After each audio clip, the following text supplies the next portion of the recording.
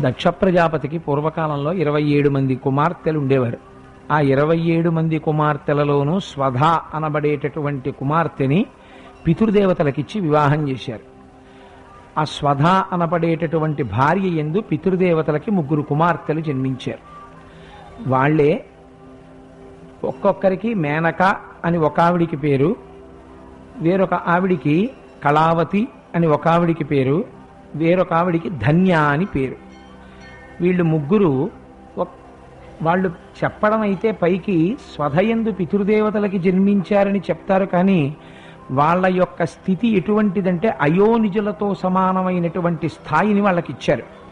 వాళ్ళు 3 ఒకసారి వైకుంఠంలో శ్రీమన్నారాయణుడి దర్శనానికి వెళ్ళారు. వెళితే స్వామి అనుగ్రహంతో వాళ్ళొక ఉచితాసనం మీద కూర్చుని సభని తిలకిస్తున్నారు. తిలకిస్తూ ఉండగా అక్కడికి సనత్కుమారుడు మొదలైనటువంటి వాళ్ళు సభలోకి ప్రవేశించారు. సనత్కుమారుడు అంటే మహానుభావుడు, బ్రహ్మజ్ఞాని. అందరికన్నా పూజనీయుడెవరు అంటే ఎవరు బ్రహ్మజ్ఞానమును పొంది ఉంటాడో ఆయన పూజనీయుడు. అటువంటి బ్రహ్మజ్ఞాని సభలోకి ప్రవేశించాడు. ప్రవేశిస్తే అందరూ వెంటనే లేచి నిలబడ్డారు. వయస్సుతో సంబంధం ఉండదు. ఒక శంకర భగవత్పాదులకి నమస్కారం చేసేటప్పుడు ఆయన వయస్సు ఏమిటని అడగరు, అందుకని లేచి నిలబడ్డారు. ఒక్క వీళ్ళు 3 మాత్రం శివమాయామోహితులై వాళ్ళు నిలబడలేదు. సనత్కుమారుడు చూశాడు. అయితే ఎందుకు శపిస్తారంటే తమకి గౌరవం ఇవ్వలేదని శపించరు. అటువంటి మహాపురుషుల పట్ల జరిగిన అపచారము కట్టి కుడిపేస్తుంది. అంత ఇబ్బంది పెట్టకుండా దాన్ని తగ్గిస్తారు. అందుకని ఆయన అన్నారు, మీరు 3 కూడా నేను వచ్చినప్పుడు లేచి నిలబడలేదు కనుక మీరు భూమి యందు జన్మించెదరుగాక అని శపించారు. అప్పుడు వీళ్ళు 3 వెళ్ళి కాళ్ల మీద పడ్డారు సనత్కుమారుడికి. మాకు ఈ శాప విమోచనం ఎలా కలుగుతుందని అడిగారు. అడిగితే మేనక పేరుతో విష్ణువాంశ సంభూతుడైనటువంటి హిమవంతుణ్ణి వివాహం చేసుకుంటుంది. అలాగే ఈ ధన్య అనబడేటటువంటి ఆవిడ రాబో కాలంలో త్రేతాయుగంలో జనక మహారాజు గారిని వివాహం చేసుకుని సీత అనబడేటటువంటి కుమార్తెని పొందుతుంది. మేనకకి పార్వతీదేవి జన్మిస్తుంది. ఈ కళావతి అనబడేటటువంటి ఆవిడ వృషభానుడు అనేటటువంటి ఒక వైశ్యుణ్ణి వివాహం చేసుకుంటుంది. చేసుకుని ఆమెకి జన్మించేటటువంటి కుమార్తె రాధ. ఈ రాధకి జన్మనివ్వడం వల్ల శ్రీకృష్ణ భగవానుడి ప్రియురాలు రాధ కనుక గోలోకాన్ని చేరుకుంటుంది కళావతి. అలాగే మేనక పార్వతీదేవికి జన్మనిచ్చింది కనుక ఆవిడ కైలాసాన్ని చేరుకుంటుంది. సీతాదేవికి జన్మనిచ్చింది కనుక ధన్య రామచంద్రమూర్తి యొక్క లోకమైనటువంటి వైకుంఠాన్ని చేరుకుంటుంది అని 3కి మళ్ళీ శాప విమోచనం ఇచ్చారు. ఆ కారణం చేత మేనక భూమి మీద జన్మించి హిమవంతుణ్ణి వివాహం చేసుకుంది. చేసుకున్న తర్వాత ఆ మేనకా హిమవంతులు సంతానం కోసమని పార్వతీ పరమేశ్వరుల్ని ఆరాధన చేశారు. ఆరాధన చేస్తే అమ్మవారు జగదంబ ప్రత్యక్షమై మీ కడుపున నేను పుట్టడానికి ఒక ప్రధానమైన కారణం ఉంది, చెప్తాను వినమంది. మనం తెలుసుకోవలసినటువంటి రహస్యం అదే. పార్వతీ పరమేశ్వరులలో అమ్మవారు దక్ష ప్రజాపతి కుమార్తెగా సతీదేవిగా ఉండగా హిమాలయ పర్వతాల మీదకి విహారానికి వచ్చారు. ఇప్పుడు పార్వతీదేవిని చూసి మేనకాదేవి అనుకుంది, నాకు ఇలాంటి కుమార్తె పుడితే ఎంత బాగుండును అనుకుంది. మన మనస్సు ఒక మంచి కోరిక కోరుకుంటే ఈశ్వరుడు దాన్ని అనుగ్రహిస్తాడు. నువ్వు ఒకనాడు ఇలా అనుకున్నావు, అందుకుని నీ కడుపున నేను జన్మించబోతున్నాను. 9 కుమారులను అడిగావు, నాకన్నా ముందు నీకొక కుమారుడు పుడతాడు, తర్వాత నేను జన్మిస్తాను. అదే మైనాకుడు జన్మించాడు, మైనాక పర్వతం. తరువాత పార్వతీదేవి జన్మించింది. ఆవిడికి యుక్త వయస్సు వచ్చిన తరువాత ఒకనాడు నారద మహర్షి వచ్చి ఉపదేశం చేశారు. అమ్మా, శంకరుడు నీకు యోగ్యుడైన వరుడు, శంకరుణ్ణి పొందడానికే నువ్వు ఈ రూపంతో వచ్చిన దానివి, అందుకని పరమశివుణ్ణి వివాహం చేసుకోమని చెప్పారు. శంకరుడు కూడా హిమవత్ పర్వత ప్రాంతానికి వచ్చి తపస్సు చేస్తున్నాడు. అప్పుడు తారకాసుర సంహారం జరగాలి. పార్వతీ పరమేశ్వరులకి కుమారుడు జన్మిస్తే తప్ప తారకాసుర సంహారం జరగదు. అందుకని మన్మధుణ్ణి దేవేంద్రుడు ప్రోత్సహించాడు, వెళ్ళి పరమశివుడి మీదకి బాణాలు వేయి. పార్వతీదేవి పళ్ళు పువ్వులు పట్టుకొచ్చినప్పుడు బాణం వేస్తే పార్వతీదేవి యందు అనురక్తి కలిగి క్రీడిస్తాడు. కుమారుడు జన్మిస్తే దేవతలకి రక్షణ కలుగుతుంది, తారకాసుర సంహారం జరుగుతుంది అన్నాడు. అంటే మన్మధుడు బాణప్రయోగం చెయ్యబోయాడు. పరమశివుడు చూశాడు, నా మీద బాణప్రయోగం చేసేటంతటి వాడివా అని 3వ కన్ను తెరిచాడు. ఆ అగ్నిహోత్రపు కీలలలో మన్మధుడు కాలిపోయాడు. కాలి భస్మమైన తరువాత కూడా బ్రహ్మాండమైన అగ్నిహోత్రం సుడులు తిరిగింది ఆకాశంలో.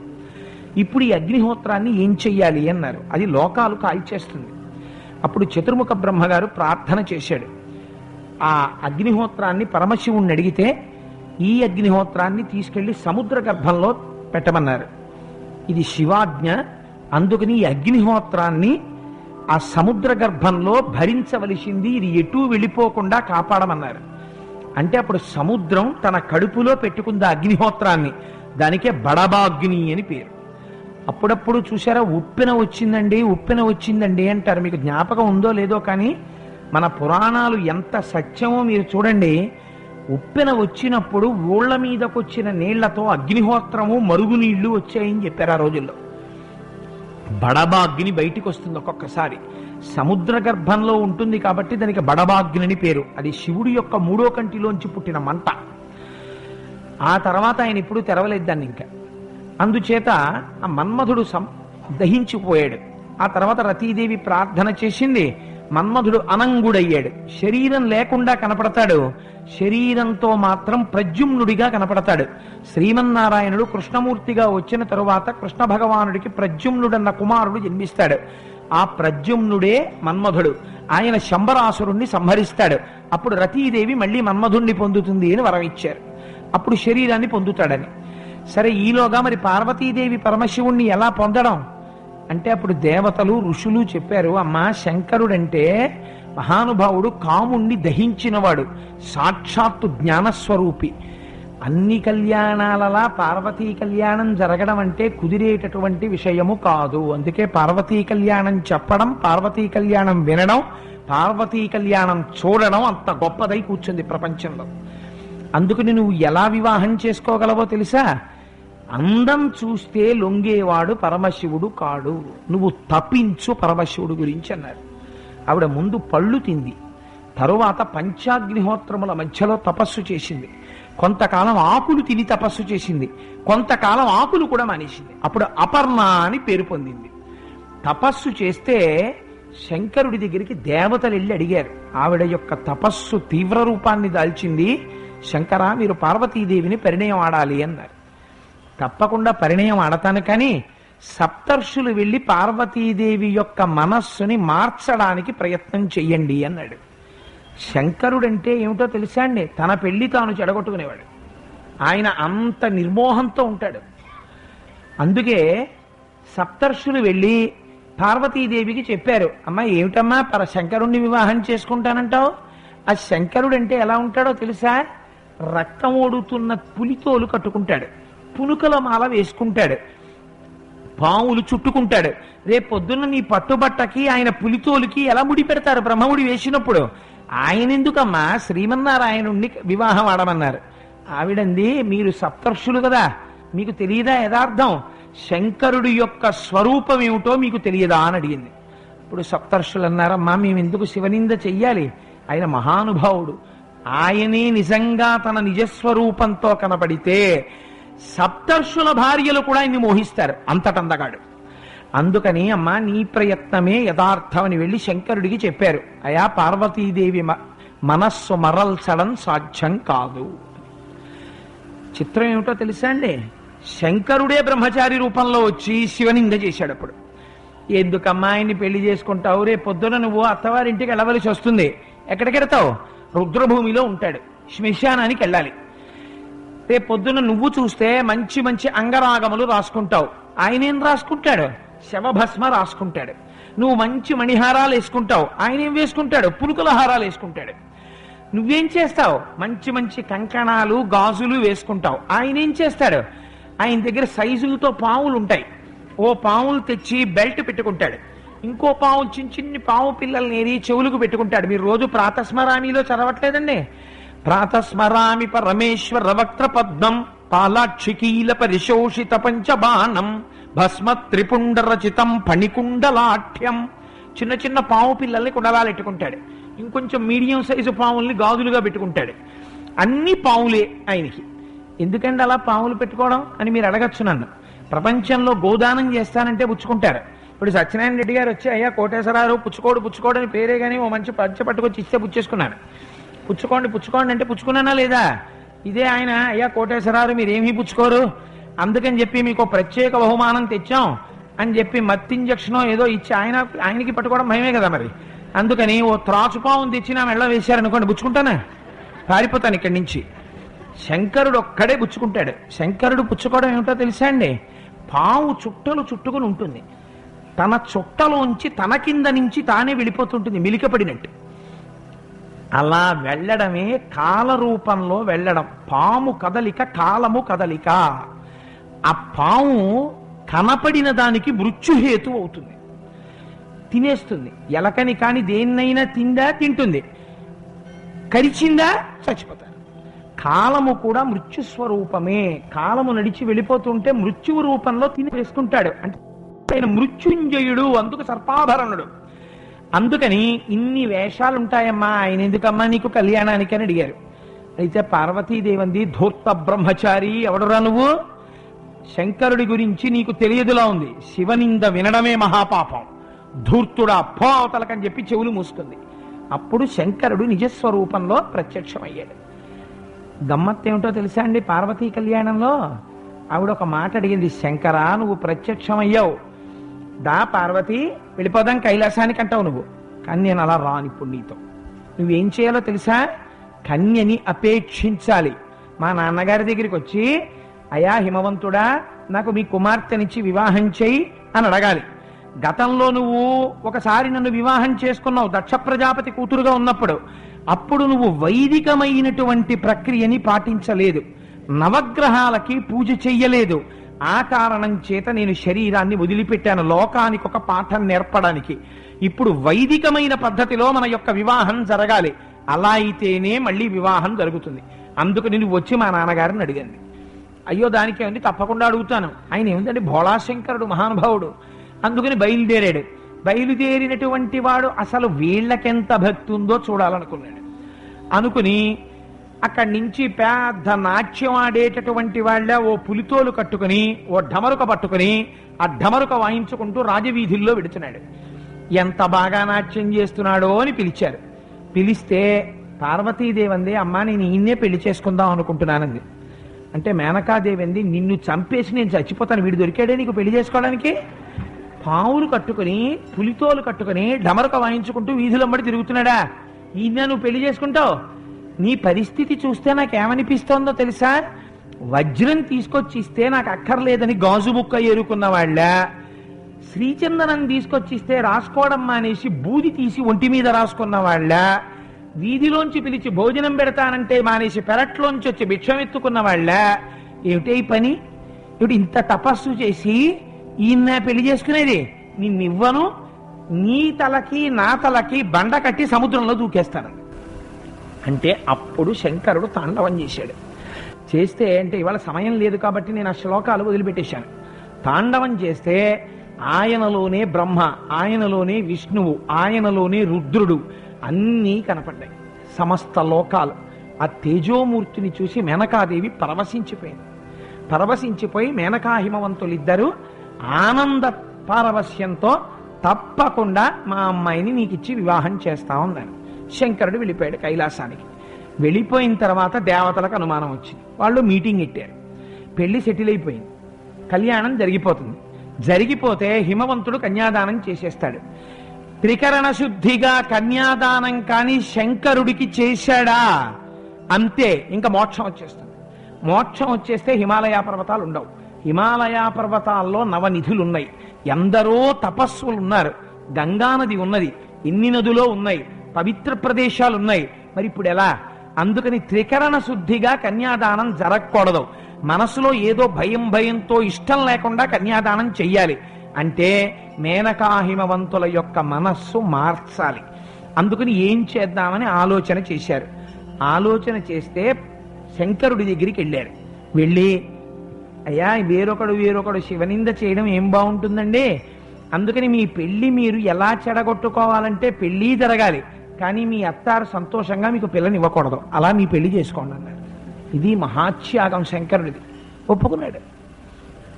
మీ అందరూ తపస్సు చేసుకోవడానికి హిమాలయాలు ఉండాలి కదరా, అలాగే పెళ్లి చేసుకుంటా అన్నాడు అని సప్తర్షుల్ని పిలిచి చెప్పాడు. ఆ శంకరుడికి ఏముంది, ఎందుకు వచ్చింది, పిల్లనివ్వడం అని చెప్పండి వెళ్ళి అన్నాడు. ఆఖరణ మాత్రం మళ్ళీ నచ్చ చెప్పి ఏదో ఇష్టం ఉండి లేకుండా వివాహం చేసుకునేటట్టుగా నచ్చ చెప్పి రండి అన్నాడు. సప్తర్షులు చెప్తే ఎవరైనా నమ్మకుండా ఉంటారండి ప్రపంచంలో? సప్తర్షులు వెళ్ళి మేనక హిమవంతుడితో చెప్పారు సభలో, శంకరుడికిచ్చి వివాహం చేస్తానంటావేమిటయా, ఇంత సౌందర్య రాశి నీ కూతురు, ఆ శంకరుడికి ఏముంది, ఏమీ పట్టించుకోడు, రేపొద్దున పిల్లనిచ్చినవాడు ఏం కోరుకోవాలి, చక్కగా మళ్ళీ ఓ ఏడాది తిరిగేటప్పటికి పండంటి మనవడు పుట్టాలి, ఆ తర్వాత మనవరాలు పుట్టాలి, ఆ మనవడికి నా పోలికి రావాలి, వాడు ఏదో సంతోషంగా రావాలి పుట్టింటికి, అస్తమానం పిల్ల పుట్టింటికి వచ్చి కూతురు అల్లుడు అనుకూలంగా ఉండి చక్కగా మా దగ్గర పునః సత్కారాన్ని పొంది కూతురు అల్లుడు వెడుతుంటే ఎంతో సంతోషంగా ఉంటుంది అని అనుకోవాలి. కానీ నువ్వెవరికి ఇస్తున్నావు పిల్లని? శివుడికి ఇస్తున్నావు. ఆయన ఏం చేస్తాడు? మీ అమ్మాయిని తీసుకుని ఇంటికి వెళ్ళిపోయి తపస్సు చేసుకుంటూ కూర్చుంటాడు. ఏం సుఖపడుతుంది మీ అమ్మాయి? ఎందుకు వచ్చిందయా శంకరుడికి ఇచ్చి వివాహం చేయడం ఏంటన్నాడు. ఇంత హిమవంతుడు మేనక యొక్క మనస్సు మళ్ళీ మారిపోయి మేము పిల్లనిమ్మం పోమన్నారు. మళ్ళీ ఆగిపోయింది పెళ్లి. ఆగిపోతే అప్పుడు అరుంధతీదేవి మేనకాదేవిని పక్కకి తీసుకెళ్లి చెప్పింది, అమ్మ నువ్వు వాళ్ళ మాటలు నమ్మకమ్మా, శంకరుడే పంపించాడు, అసలు శంకరుడి యొక్క వైభవం మీకు అర్థం అవుతోందో లేదో చూడడానికి పరీక్ష. ఆయన మహానుభావుడమ్మా, ఆయనే సర్వలోక రక్షకుడు, ఆయన లోకములకు తండ్రి, పైగా నీ కడుపున పుట్టినటువంటి పార్వతి సహజముగా ఆయన సొత్తు, ఆయన్ని పరిణయమడానికే ఆవిడొచ్చింది, అందుకుని కన్యాదానం చేయమన్నారు. అరుంధతీదేవంతటిది చెప్తే కాదనలేక సరే అంది. కానీ మేనకాదేవికి కడుపులో అనుమానంగానే ఉంది, నిజంగా మా అల్లుడు యోగ్యుడేనా అని. సరే లగ్నపత్రిక పంపించారు, పరమేశ్వరుడు బయలుదేరి వస్తున్నాడు వివాహానికి. మొన్నటి రోజు చెప్పాను కదా, హిమవంతుడి తరపున పర్వతాలన్నీ వచ్చేసాయి. పర్వతానికి ఎవరుంటారండి? చుట్టాలు, పర్వతాలే ఉంటాయి. అందుకని వెంకటాచలం, శ్రీశైలం, వరాహగిరి దగ్గర నుంచి ప్రపంచంలో ఉన్న పర్వతాలకి కూతుళ్ళు నదులు, నదులకి భర్తలు, అల్లుళ్ళు సముద్రాలు, వాళ్ళకి బంధువులు చెట్లు, చిన్న చిన్న కొండలు, ఇవన్నీ వాళ్ళ స్నేహితులు అందరూ కలిసి క్రూర మృగాలతో, సర్పాలతో, అన్నింటితో హిమాలయాలకు వెళ్ళిపోయారు. అవతల శంకరుడి తరపున ఋషులు, దేవతలు, యక్షులు, గంధర్వులు, కిన్నెరులు, కింపురుషులు, ఎందుకని పక్కన కుబేరుడు ఉంటాడు, అందుకని అందరూ వాళ్ళు బయలుదేరిపోయారు. వీళ్ళందరికీ కళ్యాణ మంటపం కట్టాలి, అందుకని అక్కడో కళ్యాణ మంటపం నిర్మించి ఆయన బయలుదేరాడు. ఇక్కడ గోపాలకృష్ణ స్వామిలాగా ఆయన మయుడు, ఆయన పెద్ద కళ్యాణ మంటపం కట్టాడు. ఆ రోజు పరమశివుడు కళ్యాణానికి వస్తుంటే మేనకాదేవి చూడాలనుకుంది తన అల్లుణ్ణి. తెల్లవారుజామున 3 గంటలకి స్నానం చేసేసి బాల్కనీలో నించుంది, ఇటే వస్తుంది ఊరేగింపంటే. పొద్దున్న నించుంటే ఆవిడికి ఎప్పుడైందో తెలుసా అండి దర్శనం? అల్లుడిని గుర్తుపట్టలేదు కదా, అందుని పక్కన నారదుణ్ణి పెట్టుకుంది. నారద మా అల్లుడు వచ్చినప్పుడు చెప్పని. మొట్టమొదట ముందు ఋత్విక్కులు ఎడతారు కదా, అందుకని 4 ముఖాలతో వేదాలు చెప్తాడు కాబట్టి బ్రహ్మగారు బయలుదేరి బ్రహ్మగారు వెళ్ళిపోతున్నారు. చూసింది, ఈయనేనా మా అల్లుడంది. అబ్బే మీ ఆయన దగ్గర కింకరుడమ్మ ఆయన. బ్రహ్మగారు, ఆయన చాలా తక్కువ మీ ఆయనతో పోలిస్తే. ఆయన కాదు. అబ్బో మీ అల్లుడు ఎంత గొప్పవాడు అనుకుంటున్నావు, మీ అల్లుడితో సమానం కాదమ్మా బ్రహ్మగారు అన్నారు. బ్రహ్మగారి వెనకాతల సరస్వతీదేవి, ఆ వెనకాతల ఆయన యొక్క పరివారం అందరూ వెళ్ళిపోయారు. ఆ వెనకాతల అష్టదిక్పాలకులు వస్తున్నారు. దేవేంద్రుడు వచ్చాడు, అగ్నిహోత్రుడు వచ్చాడు, వరుణుడు వచ్చాడు, కుబేరుడు వచ్చాడు, వీళ్ళందరూ వస్తున్నారు. వాళ్ళ వెనకాల వాళ్ళ పరివారాలు ఎన్ని కోట్లలో చెప్పారో తెలుసా అండి శివమహాపురాణంలో? ఎప్పుడైనా పార్వతీ కళ్యాణం వారం రోజులు చెప్తాను మీరు విందురు కానీ. ఇన్ని కోట్ల మంది వెళ్ళిపోతున్నారు. మధ్యాహ్నం అయిపోయింది, సాయంకాలం అయిపోయింది, గుక్కెడు పాలు అల్లుడు వస్తాడేమో అని పాప వాడు అలా నించుంది. ఆఖరణ శ్రీమన్నారాయణుడు వచ్చారు. ఎంత తేజోమూర్తి శ్రీమన్నారాయణుడు అంటే, ఆయన్ని చూసి ఈయనేనా మా అల్లుడంది. మీ అల్లుడికి ఈయన ఫ్రెండ్ అమ్మా అన్నారు. ఆయనకి ఈయనకి తేడా చెప్పకూడదు, కానీ ప్రస్తుత మీ అల్లుడు కాడు, మీ ఆయనకి మాత్రం ప్రాణ స్నేహితుడు. అంటే ఇంత మంచి స్నేహితులు, ఇంతమంది పెళ్లివారు, ఇంతమంది వచ్చారంటే నిజంగా ఎంత బాగుంటాడో మా అల్లుడిని పొంగిపోతూ చూస్తోంది. ఆఖరణ ఒక బృందం ఒకటి వచ్చింది. భూత ప్రేత పిశాచాలన్నీ దిగంబరంగా నాట్యం చేస్తున్నాయి. ఆ మధ్యలో గోచి కూడా పెట్టుకోకుండా ఓ కపాలమాల ఒకటి వేసుకుని చింపిరి జుత్తుతోటి తడిసిపోయిన ఒండ్రు జడలు, ఎర్రటి జడలతో పుర్రెలమాల వేసుకుని వాళ్ళందరి మధ్యలో ఆవిడ నటువాంగం వహిస్తుంటారే అలాగా ఓ పెద్ద నాట్యం చేసుకుంటూ వాళ్ళ మధ్యలో ఆడుతూ వెళ్ళిపోతున్నాడు. ఆవిడ అడగలేదు ఈయనేనా మా అల్లుడని. నారదుడు అన్నాడు, అమ్మ ఆయనే మీ అల్లుడేనా? ఆయన వెళ్ళిపోయాడు. వెళ్ళిపోతే మేనకాదేవి వెనక నుంచి వెళ్ళి పట్టుకుంది నారదుడిని. ఓరి ధూర్త మహర్షి, ఈయన నా అల్లుడని చెప్పావు, ముందొచ్చిన వాళ్ళు ఎవరు కారా? నిజం చెప్పు, ఈయనేనా నా అల్లుడంది. అమ్మా నేను త్రికరణ శుద్ధిగా చెప్తున్నాను, మీ అల్లుడు ఆయనే, ఆయనకే నువ్వు రేపు పొద్దున్న నుంచి పండక్కి పబ్బానికి వండి వడ్డించుకోవాలన్నాడు. అనేటప్పటికీ మేనకాదేవి మూర్ఛపోయింది. మూర్ఛపోయి తిన్నగా వెళ్ళి పార్వతీదేవిని పట్టుకుంది. ఏమే నీకు తపస్సు చేసి పెళ్లి చేసుకోవడానికి వాడు తప్ప ఎవడు దొరకలా? వాడు పెళ్లి కొడుక? ఓసారి చూసావా ఎలా ఉన్నాడో? ఆయన పెళ్లి కొడుకు ఏమిటే, రేపు పొద్దున్న ఇలాగే అత్తారింటికి వస్తే అల్లుడు వస్తున్నాడు పండక్కని చెప్పి అందరూ చెప్పుకుని మీ నాన్న చూస్తే మహారాజు అల్లుడు గారు వస్తున్నారు, హిమవంతుడు అల్లుడు గారు అని చెప్పి ఊళ్ళో వాళ్ళందరూ చూస్తుంటే ఇలాగే ఆడుతూ వస్తే ఎంత అసహ్యంగా ఉంటుంది. నా పరువు పోయా, మీ నాన్న పరువు పోయే, ఎందుకు వచ్చిన అల్లుడే, నీకు ఎక్కడ దొరికాడే ఈ పెళ్లి కొడుకు? ఇంతకన్నా నువ్వు నేను విషం తాగి చచ్చిపోతాను తప్పి పెళ్ళొద్దని. అప్పుడు పార్వతీదేవి పాపం తత్వం అంతా చెప్పింది. అమ్మా ఏమనుకుంటున్నావమ్మా, శంకరుడంటే నీకు కనపడినట్టుండేటటువంటి వాడు కాడు, ఆయన తత్వం వేరమ్మా. రేపు పొద్దున పెళ్లి మంటపంలోకి వస్తాడు, అప్పుడు చూద్దు కానీ బెంగెట్టుకోకు, అప్పటి వరకు ఉండు. నీకు అప్పుడు కూడా అలా కనపడితే మనం ఆలోచిద్దాం.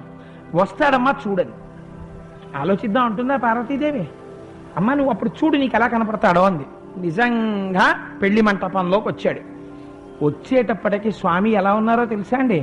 కోటి సూర్య ప్రతీకాశం సర్వావయవ సుందరం విచిత్రవసనం చాధనానాభూషణభూషితం అని సుప్రసన్నం సులావణ్యం సుగంధం చ మనోహరం గౌరాభం ద్యుతితం యుక్తం చంద్రరేఖా విభూషితం సూర్యేణ చిత్రితం మూర్ధ్ని చంద్రదండ విరాజితం గంగా చ యమునా చైవ విధర్తు స్మనుచామరే అని శివమహాపురాణంలో వర్ణన చేస్తారు ఆయన యొక్క స్వరూపాన్ని.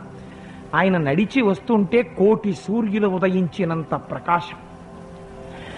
ఆయన ముందుకి నడిచి వెడుతూ ఉంటే ఆయన శరీరంలోంచి వచ్చేటటువంటి కాంతుల చేత దిక్కులన్నీ నిండిపోయాయి.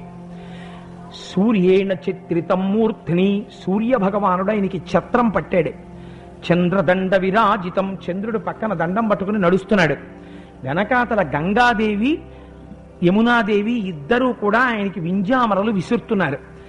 ఆయన యొక్క అందం చూసి, నేను సభాముఖంగా చెప్పానని అనుకోవద్దు, పురాణంలో ఉంది కాబట్టి చెప్తున్నాను, పెళ్లికొచ్చిన ఇన్ని వేల మంది భార్యలు లేచి ఆయన మీద పడిపోయారు. ఆశ్చర్యం ఏమిటంటే హిమాలయ పర్వతాల్లో హిమవంతుడి యొక్క రాజ్యంలో బిడ్డలకి పాలిస్తున్న తల్లులకి ఆయన సౌందర్యాన్ని చూసి ఇలాంటి వాణ్ణి కనీసం ముట్టుకోకపోతే మన జన్మ ధన్యం కాదని లేచి వెళ్ళిపోయారు ఆయన దగ్గరికి.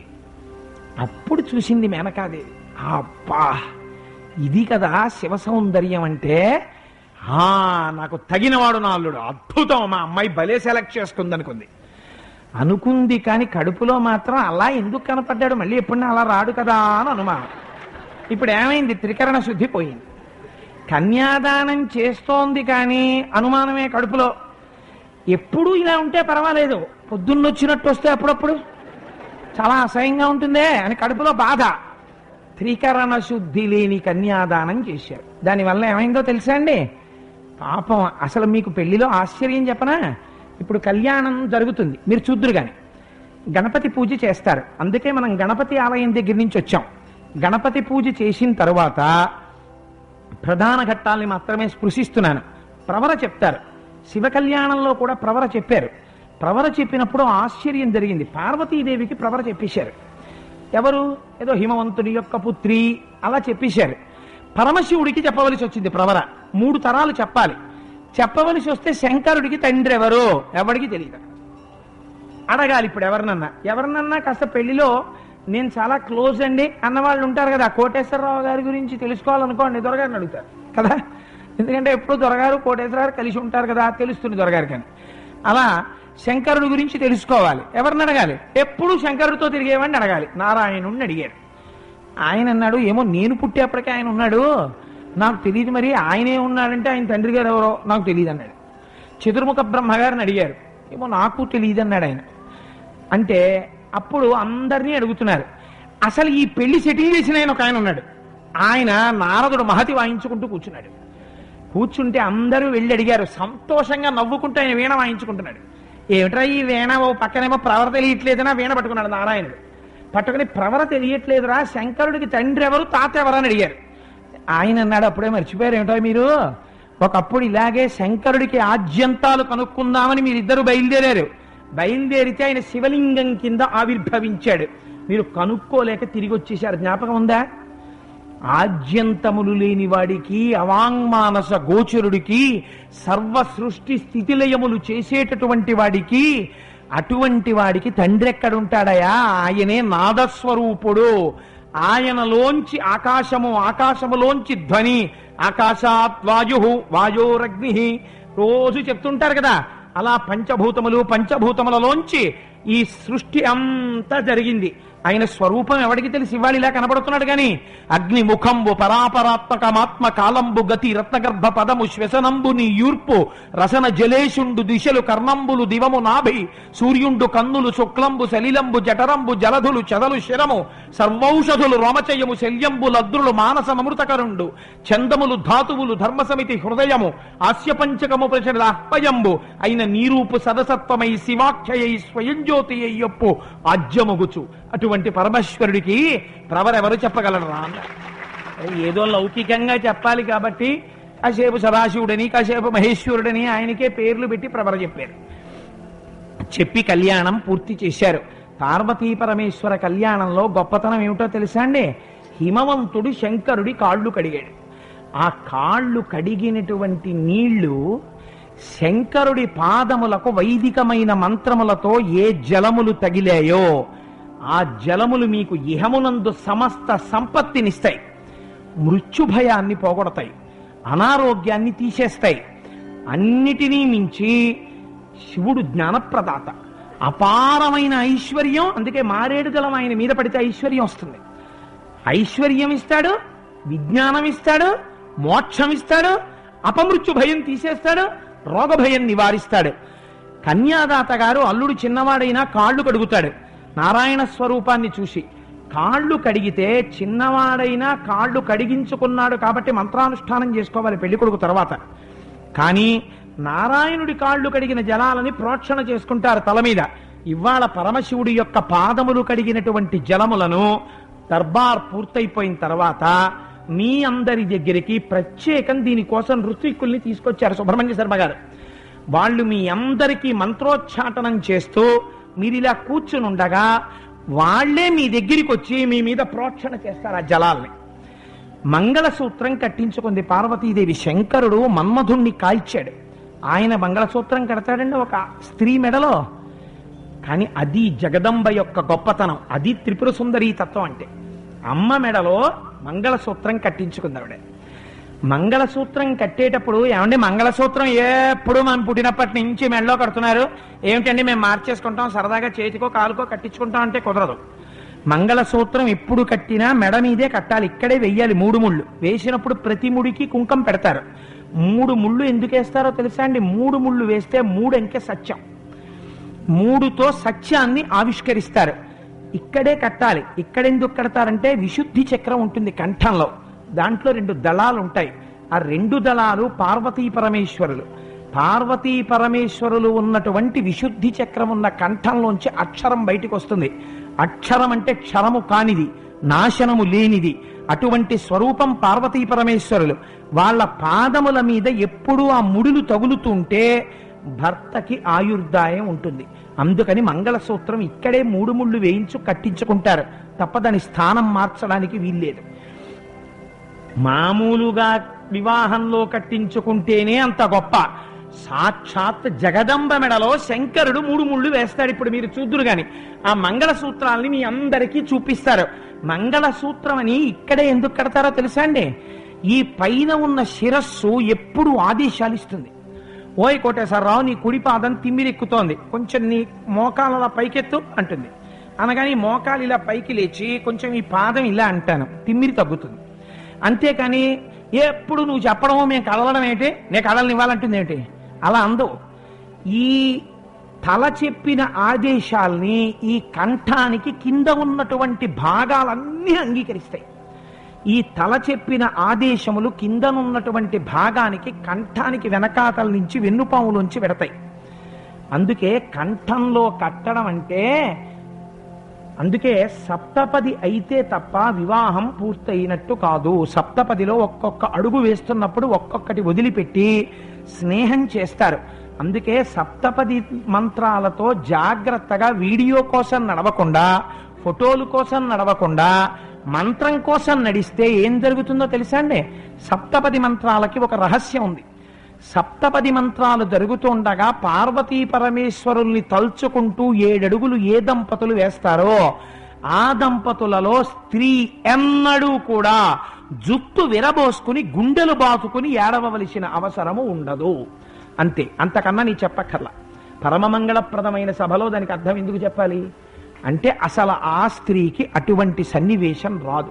అంటే ఆవిడ భర్త ఆయుర్దాయంతో ఉంటాడు, కడుపున పుట్టిన పిల్లలు పూర్ణాయుర్దాయంతో సంతోషంగా ఉంటారు.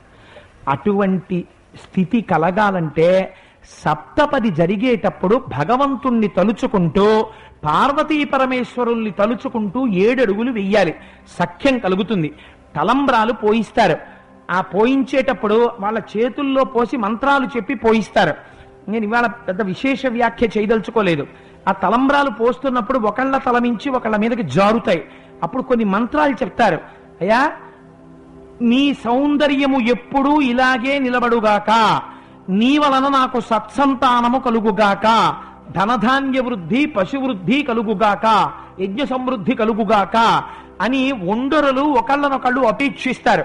అపేక్షించి తలంబ్రాలు పోసుకుంటారు. అలా పోసుకున్నప్పుడు నిష్ఠతో భగవంతుణ్ణి తలుచుకుంటూ పోసుకుంటే దాని వలన ఈశ్వరుడి యొక్క అనుగ్రహం ప్రసరిస్తుంది. జీవితాంతం భర్తకి భార్య మీద, భార్యకి భర్త మీద ఆనుకూల్యతా సిద్ధి కలుగుతుంది. వాళ్ళిద్దరూ జగత పితరవు వందే పార్వతీ పరమేశ్వరవు. ఇవాళ వైదిక మంత్రాలతో వాళ్ళు పోసుకున్న తలంబ్రాల బియ్యాన్ని మీరు తల మీద వేసుకుని కింద పడిన తరువాత తొక్కారనుకోండి, తల మీద పడినప్పుడు మంచి ఫలితం, తొక్కడం వల్ల చెడు ఫలితం కూడా వచ్చేస్తుంది. అందుకే తలంబ్రాల బియ్యం తెచ్చి వేసుకున్నప్పుడు ఎంత ప్రమాణం చెప్పారో తెలుసా అండి? యాజ్ఞవల్కుడు జనక మహారాజు గారు ఆస్థానంలోకి వచ్చాడు. యజ్ఞం పూర్తి చేసి ఆశీర్వచనం చేద్దామని దూర్వాసో మహర్షి వచ్చారని జనకుడు వెళ్ళిపోయాడు. దూర్వాసో మహర్షితో వెళ్ళిపోతే యాజ్ఞవల్కుడు అన్నాడు, నేను నిలబడను ఆశీర్వచనం చేయడానికి, రాజు ఉండాలి, నేను వచ్చేటప్పటికి లేడు, నేను సింహాసనానికి ఆశీర్వచనం చేసి వెళ్ళిపోతున్నానని అక్షతలు దాని మీద వేశాడు. సింహాసనం బంగారం అయిపోయింది. జనకుడే ఉండుంటే ఏ స్థితిని పొందేవాడు ఆలోచించండి. అక్షతలకి అంత శక్తి ఉంటుంది. ఆ అక్షతలలోకి క్షతం అంటే విరిగిపోవడం, అక్షతం అంటే విరగని బియ్యం. ఆ అక్షతల్ని మీకు పట్టుకొచ్చి ఇస్తారు. కళ్యాణం అయిన తర్వాత ఎగబడి తీసుకోకూడదు. మీరు అలా కూర్చుంటే మీ అందరికీ కూడా అందేటట్టుగా ఏర్పాట్లు జరుగుతాయి. మీరు అవి తీసుకుని చక్కగా ఇంటికి వెళ్ళి పూజా మందిరంలో కూర్చుని మీ తల మీద వేసుకుని మీ బిడ్డలకి వేసుకుని ఒక్కసారి తల కిందకి ఉంచితే ఆ అక్షతలు మళ్ళీ కింద పడిపోతాయి. పద్ధతి ఏమిటో తెలుసా అండి? వాటిని తొక్కేయకూడదు. ఓ బట్ట పెట్టి దగ్గరికి తీసేసి వాటిని ఏ తులసి కోటలోనో వేసేయాలి. వేసేస్తే మీకు ఆ శక్తి ప్రసరణం జరుగుతుంది. చాలా మంది అక్కడే పొరపాట్లు చేస్తారు. మీరు రేపటి రోజున ఆ పొరపాటు చెయ్యకండి. మీకు అందుకే అంత భద్రంగా ఇవాళ అదనంగా ఋత్విక్కుల్ని తెచ్చి అంత జాగ్రత్తగా మీకు అక్షతలు ఇస్తున్నారు. పసుపు కొమ్ముకి లేని శక్తి ప్రపంచంలో ఇంకో దానికి లేదు. అందుకే ఏ పని చెయ్యాలన్నా పసుపు కొమ్ము కట్టేస్తారు. ఏ కారణం చేతనైనా స్త్రీ మెడలో మంగళసూత్రాన్ని ఏ కారణం చేతనైనా, అది ఏదో కొంచెం పెరగడమో ఏదో జరిగిందనుకోండి, పక్కన పెట్టవలసి వస్తే ఏది కట్టుకుంటుందండి? పసుపు కొమ్ము కట్టుకుంటుంది. పసుపు కొమ్ముకున్న శక్తి ఏమిటో తెలుసా అండి? మీరు ఏది లేదని అడగండి. అందులో మీకు ఏది కావాలనుకుంటున్నారో అన్నీ ఆ పసుపు కొమ్ములో ఉంటాయి. ఆ పసుపు కొమ్ములు అందరూ సువాసినులతో పార్వతీ కళ్యాణానికి తెప్పించారు. ఇవాళ సువాసినులతో మంగళ వాయిద్యాలతో పసుపు కొమ్ములు కొట్టించారు. ఆ పసుపు కొమ్ములు మళ్ళీ గౌరీ తపస్సులో పెడుతున్నారు. గౌరీదేవికి చూపించి వైదికంగా అర్చన చేస్తున్నారు. ఆ పసుపు కొమ్ములు మీకు ఇస్తారు. ఆడవాళ్లు మెళ్ళో ధరించండి, లేదా మీకందిన దాన్ని మీ పూజా మందిరంలో పెట్టుకుని చక్కగా ఒక్కసారి వాసన చూడండి, కళ్ళకు అద్దుకోండి. పూజా మందిరంలో ఎక్కడో భద్రంగా ఉంచుకోండి. అది పాడవదు పసుపు కొమ్ము, ఎన్నాళ్ళైనా అలా ఉంటుంది. అది మీ ఇంటికి ఎంత రక్షణ కలగ చేస్తుందో మీరు చూద్దురు గాని. అందుకే అంత వైదికమైనటువంటి క్రతువు చేస్తున్నారు. మహాసంకల్పం అని చేస్తారు. ఆ మహాసంకల్పం చేసినప్పుడు మీరు విందురు గాని, సుబ్రహ్మణ్య శర్మ గారు చదువుతారు, అక్కడ ఉన్నటువంటి ఋత్విక్కులు నిజంగా స్పెల్ బౌండ్. ఈ లోకం ఎలా వచ్చిందో, ఎన్ని యుగాలున్నాయో, ఎంతమంది రాజులు పరిపాలించారో, ఎంతమంది చక్రవర్తులు పరిపాలించారో, ఎన్ని పేర్లు కలిగిన ఏనుగులు మోస్తుంటాయో, ఎన్ని సముద్రముల చేత పరివేష్టింపబడిందో, ఎన్ని యుగాలు నడిచాయో, ఇది ఏ యుగమో, ఏ యుగంలో ఏ సంవత్సరమో, ఏ ప్రాంతంలో ఉన్నామో, ఎందుకు చేస్తున్నామో, ఈ క్షణంలో ఇప్పుడు ఏ తిథి ఉన్నదో, ఎంత పవిత్ర సమయంలో కళ్యాణం జరుగుతోందో, ఈ కళ్యాణం ఎవరికి ఎంత వృద్ధి కల్పించాలో మహాసంకల్పంలోకి అనుసంధానం చేస్తారు. చేసి జీలకర్ర బెల్లం పెట్టిస్తారు. సుముహూర్తం. జీలకర్ర బెల్లం ఎందుకు నూరుతారో తెలుసా అండి? జీలకర్ర నోట్లో వేసుకుని తింటే వృద్ధాప్యం రాదు. అంటే వృద్ధాప్యము వలన వచ్చేటటువంటి రుగ్మతలు రావు. జీలకర్రకు ఆ శక్తి ఉంది. బెల్లంతో మీరు ఏదైనా పదార్థాన్ని తయారు చేస్తే దానికి నిల్వ దోషం ఉండదు. దీక్షలో ఉన్నవాడైనా సరే బెల్లంబూరులు వండుకున్నారనుకోండి, ఉన్నాయనుకోండి, మరునాడు బెల్లంబూరు తినచ్చు, దానికి చల్ది దోషం లేదు. అందుకే ఇంట్లో ఏమీ లేకపోతే బెల్లం ఒక నైవేద్యం పెట్టేస్తారు. అప్పటికేం పదార్థం తయారవకపోతే. బెల్లానికి ఒక్కదానికే చల్ది దోషము లేదు, దాన్ని నిలవ పెట్టారన్న దోషం లేదు దానికి. అందుకే బెల్లాన్ని జీలకర్రని నూరుతారు. ఆ రెండిటిని నూరినప్పుడు అందులోంచి పాజిటివ్ కరెంట్స్ డెవలప్ అవుతాయి. ఆ రెండు ముద్దల్ని తీసుకొచ్చి సుముహూర్త సమయంలో మూర్ధన్య స్థానమునందు పెట్టిస్తారు. పెట్టిస్తే ఆనుకూల్యత కలుగుతుంది. పరస్పరం ఒకరి యొక్క భ్రూమధ్యంలోకి ఒకరు చూసుకుంటారు. చూసుకుని దర్భతో తడిపి ఒకసారి కడుగుతారు. అది చేసి అప్పుడు చక్కగా జీలకర్ర బెల్లం పెట్టిస్తారు. ఇప్పుడంటే ఇక్కడ ఉండదు కానీ మనకైతే కాడి పెట్టించి నీళ్లు కూడా పోయిస్తారు మంగళసూత్రం కట్టించే ముందు.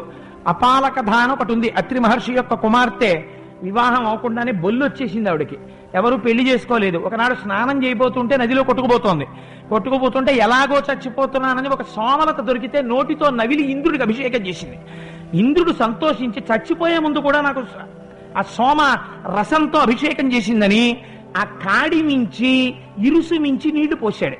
పోస్తే ఆవిడకున్నటువంటి బొల్లి వ్యాధి పోయింది. హరదత్తాచార్యుల వారు వ్యాఖ్యానం చేశారు. ఆ బొల్లి వ్యాధి పోయిన తర్వాత వివాహం అయింది. అంత పరమ పవిత్రమైనటువంటి క్రతువు. ఇప్పుడు రక్షాబంధనం కడతారు. మొదట ఆ గణపతి పూజ చేసి రక్షాబంధనం, అంటే రక్షాబంధనం కడితే ఇంకా మళ్ళీ కళ్యాణం అయిపోయే వరకు ఏ అవాంతరం రాకుండా, ఏ ఇబ్బంది రాకుండా కళ్యాణం పూర్తవాలి అని ప్రారంభం చేస్తారు. అంత దివ్యమైనటువంటి కళ్యాణ మహోత్సవం. అది అయిపోయిన తర్వాత లఘువుగా పునఃపూజ చేసి ఇప్పుడు నిన్నటి వరకు అమ్మవారుగా కూర్చుంది. ఇవాళ దంపతులు పార్వతీ పరమేశ్వరులు కూర్చుంటారు. అప్పుడు దర్బార్ చేస్తారు. ఆ దర్బార్ మీరు చూసి తీరాలి నిజంగా. అది మళ్ళీ జన్మ జన్మాంతర సుకృతం. ఎన్ని జన్మలకు వస్తుందండి అవకాశం. అందుకని మనకి వచ్చే సంవత్సరమే వస్తుందనుకోండి మళ్ళీ ఆశ్వీజ మాసంలో. అందుకని మనం ఇప్పుడు సంతోషంగా ఆ కళ్యాణాన్ని చూడడానికి ఆభిముఖ్యులం అవుదాం. ఎక్కువ సమయం తీసుకోవడం ఇష్టం లేకనే ఇవాళ హ్రస్వ ప్రసంగం మాత్రమే చేసి ఒక్కసారి ఆ పార్వతీ పరమేశ్వర కళ్యాణాన్ని తదంగాల్ని లఘువుగా స్పృశించాను. ఇప్పుడు కళ్యాణ ఘట్టం ప్రారంభమైపోతుంది. అందరూ అటు తిరగండి అమ్మ. స్వస్తి మంగళాశాసనపరై పదాచార్య పురోగమై సర్వైశ్చ పూర్వైరాచార్యై సత్కృతాయాస్తు మంగళం. మంగళం కోసలేంద్రాయ మహనీయ గుణాత్మనే చక్రవర్తి తనూజాయ సర్వభౌమాయ మంగళం. ఉమాకాంతాయ కాంతాయ కామితార్థప్రదాయినే శ్రీగిరీశాయ దేవాయ మలినాథాయ మంగళం. కరచరణ కృతం వా కర్మ వాక్కాజం వా శ్రవణనైనజం వా మానసం వాపరాధం విహితమవిహితం వా సర్వమేత్తక్షమస్వ. శివ శివ కరుణాబ్ధే శ్రీ మహాదేవ శంభు. సర్వం శ్రీ ఉమామహేశ్వర పరబ్రహ్మార్పణమస్తు. స్వస్తి.